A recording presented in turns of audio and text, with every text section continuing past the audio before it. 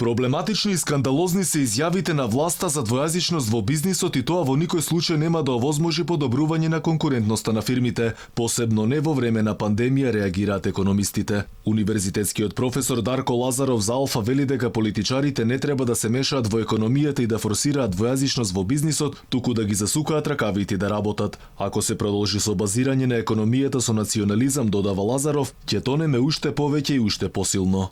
Изјавата за двојазичноста во бизнис секторот, односно во приватниот сектор, на вистина е скандалозна и проблематична и во никој случај нема да овозможи подобрување на конкурентноста на македонската економија, на македонскиот бизнис. За жал, ние гледаме дека се обидуваме да ја креираме нашата, да ја базираме нашата економија на национализам и повеќе од сигурен сум дека ова нема да биде во насока на подобрување на економските состојби во македонската економија, само еден популизам кој што може да сериозно да му наштети на понатамошниот економски развој на Македонија.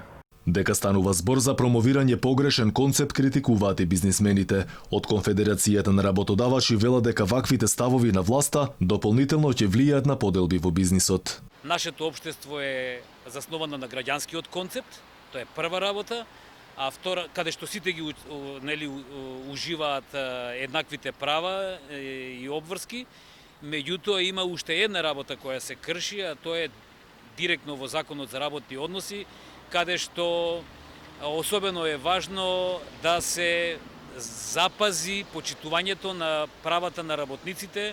Од бизнис секторот реагираат и за форсирањето на двојазичност во приватните фирми. Последна во низата е изјавата на владиниот партнер Билјал Касами од Беса, кој отворено ги повика фирмите да воведат двојазичност, зашто, како што вели, младите албанци не го владееле добро македонскиот јазик. Предходно и министерот за економија Крешник Бектеши порача дека ДУИ нема да отстапи од вработување на помалите етнички заедници и дека тоа го имало јасно го пишувало во владината програма.